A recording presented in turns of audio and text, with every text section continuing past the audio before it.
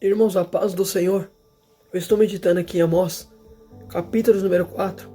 Eu acho interessante que a palavra do Senhor fala assim: ouça essa palavra, vocês, vaca de Bazã, que estão no monte de Samaria, vocês que oprimem os pobres, esmagam o necessitado, e dizem aos senhores deles: tragam bebida, vamos beber.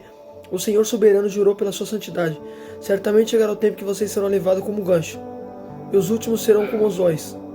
Cada um de vocês sairá pelas brechas do muro e serão atirados na direção de Arnão, declara o Senhor. Vão a Betel e ponham-se a pecar. Vão a Gigal e pequem ainda mais. Ofereça sacrifício a cada manhã e seus dias no terceiro dia. Queime pão fermentados como oferta de gratidão. Proclamem toda a parte voluntária. Anunciem bem alto, israelitas, pois é isso que vocês gostam de fazer, declara o Senhor. Irmãos, olha que tremendo. Você toma a leitura dessa passagem de Amós, você vai ver que Amós ele é levantado no momento que tinha dois tipos de rei ali. Tinha o rei Uzias, que era o rei de Judá, como diz no capítulo número 1, e tinha o rei Jeroboão, que era o rei de Israel. Então percebe, no momento que Amós começa a profetizar, ele está profetizando no momento que tinha dois reinos divididos. Só que percebe um detalhe: nessa passagem de Amós, você vai ver que os poderosos ali, eles oprimiam os pobres, porque percebe o que está escrito no versículo que eu acabei de ler: ouça a palavra, vocês, vaca de Bazã.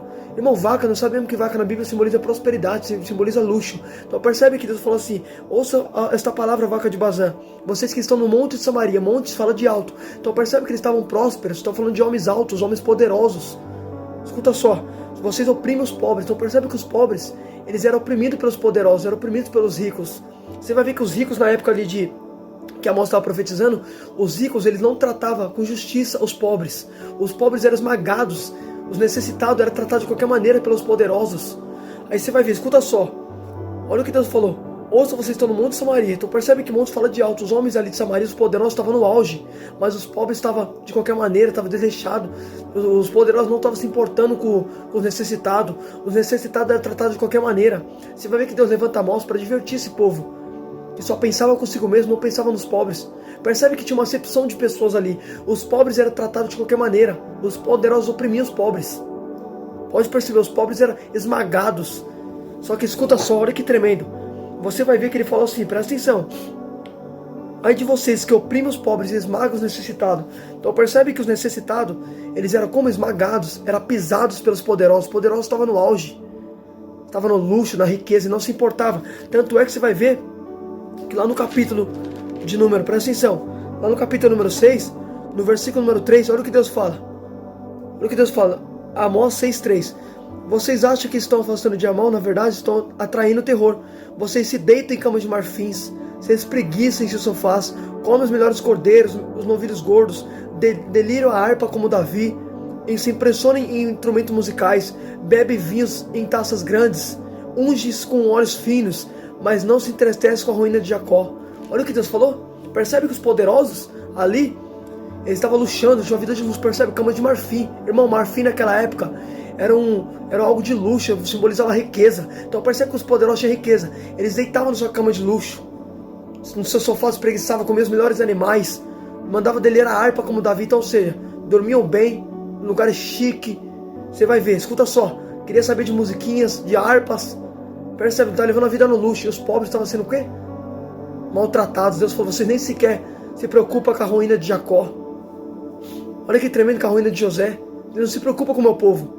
Vocês estão se importando consigo mesmos. O que Paulo vai dizer em 1 Coríntios? Não tem interesse próprios, tem interesse nos outros. Só que aqui não, os poderosos samaritas estavam tendo interessado consigo mesmo, e não estavam nem aí com os pobres. Filho, reino de Deus não é diferença. Reino de Deus não é fazer acepção de pessoas. Reino de Deus de igual para com todos. Deus quer que a gente trate todos de igual. Pode perceber, Tiago vai falar: quando entra alguém bem vestido na casa do Senhor, vocês falam senta aqui. Mas quando vem o pobre, vocês falam senta ali no chão. Vocês fazem acepção de pessoas. Pode perceber que nessa passagem de Amós, você vai ver que os poderosos oprimiam os pobres. Os poderosos levavam a vida de luxo, enquanto os pobres estavam sendo esmagados. Filho, percebe? Olha que negócio tremendo. Reino de Deus, filho, é para ser tratado todos de igual, não é para fazer acepção de pessoas. Deus quer que a gente julga todos de igual. Pode perceber, ali não, os poderosos não levavam as causas dos pobres. Tanto é que a Bíblia fala no livro de Amós que eles forçavam os pobres a levar o trigo. Olha que tremendo, irmão. Fazia os pobres levar o trigo. O trigo era utilizado para fazer o pão. Tirava o pão deles. Os poderosos. Então percebe, a autoridade que eles tinham, os ricos, estava extorquindo o pobre. Estava tirando o que era do pobre. E assim eles luxavam. Assim eles ostentavam com a riqueza dos pobres. Tirava do pobre, ficava luxuoso, ficava rico. E os pobres de qualquer maneira. Os necessitados eram esmagados pelos poderosos. Os poderosos oprimiam eles. Olha que negócio tremendo. Os religiosos ele oprimia. Os homens que se titulavam religiosos estavam oprimindo o povo. Estava tirando o que era do povo. E hoje não é diferente do nosso meio. Você vê líderes hoje ostentando, levando a vida de luxo. Filho, olha que tremendo. Olha o que Deus falou. Deus levantou a mão para advertir isso em Samaria. Porque era em Samaria que estava essa tamanha maldade. É em Samaria que os ricos oprimiam os pobres. Só que eu acho interessante que Deus vai falar assim, no versículo número 4, Amós 4:4. Vão a Betel e ponham-se a pecar. Vão a Gigal e pequem ainda mais. Ofereça seu sacrifício a cada manhã, os seus dízimos no terceiro dia. Queime pão fermentados como oferta de gratidão e proclame em toda parte suas ofertas voluntárias. Porque isso vocês gostam de fazer, israelitas. Irmãos, olha que tremendo. Olha o que Deus falou. Vão em Betel e pequem. Vão em Gigal e pequem ainda mais. Interessante que lá em Betel, você vai ver que Amós está falando isso no tempo de Jeroboão. E foi Jeroboão que colocou os bezerros lá em Betel. Então percebe, lá em Betel estava o pecado, estavam os ídolos, estavam os bezerros. E Deus falou que, pô, vão lá em Betel, vão pecar. Não é isso que vocês gostam de fazer? Então vão lá pecar. Vocês não gostam de pecar? Vão pecar, vão lá em Betel pecar. Não é eu que estou falando, é o que Deus falou. Em Amós 4:4, vão a Betel e ponham-se a pecar. Vão a Gigal e pequem ainda mais. Perceba o detalhe, Deus falou assim, já que vocês querem pecar, quebrar minha lei, vão lá quebrar minha lei.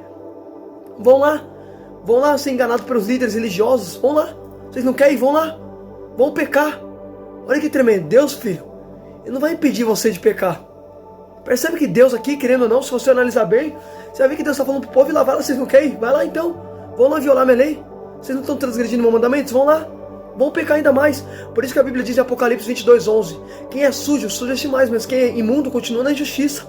Continua se sujando. Vão lá, vocês não querem? Então façam o que vocês bem querem. Filho, Deus não impede você de pecar. Vou te provar biblicamente que Deus não impede. Deus falou para Adão, não come nem toca no fruto. Se você comer do fruto, morrerá. Deus falou para Adão não comer. Deus avisou, não come, só que Adão falou e comeu. Percebe que Deus não apareceu antes de Adão tocar. Não. Quando Adão toca e come do fruto, Deus aparece.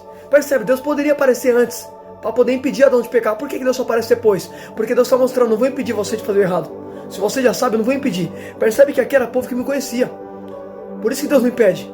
Você acha que Deus vai impedir você de fazer coisa errada? Você está enganado, filho. Se você já conhece, Deus não impede, irmão. E eu vou te provar que Deus só impede pessoas que não conhecem. Você quer ver uma coisa? Você lembra quando Abimeleque tomou Sara de Abraão? Você vai ver quando ele tomou Sara de Abraão, que Abraão dizia que era irmã dele? Abimeleque toma. Aí a Bíblia diz que Deus apareceu para ele num sonho. E Deus falou assim, devolve a mulher que tu tá, porque ela é casada. Aí você vai ver que ele fala assim, Senhor, não foi ele que disse, ela é minha irmã? Não foi ele que disse, ele é meu irmão? Aí Deus falou, pois bem sei a sinceridade do teu coração. Por isso estou impedindo você de pecar contra mim. Por que Deus falou, estou impedindo você de pecar contra mim? Porque Abimeleque não sabia. Abraão tinha mentido para ele, falando que na verdade era a irmã dele, Sara. Então o rei tomou sem ter conhecimento. O rei não sabia. Então por isso que Deus impediu o rei de pecar contra o próprio Deus. Deus falou, por isso estou impedindo você de pecar contra mim, porque eu sei que você não sabia. Agora você vai ver com Adão não, Deus deixou Adão consciente. Aqui também, vão em Betel. Vocês sabem que não pode violar minha lei, vocês não querem, então vão lá.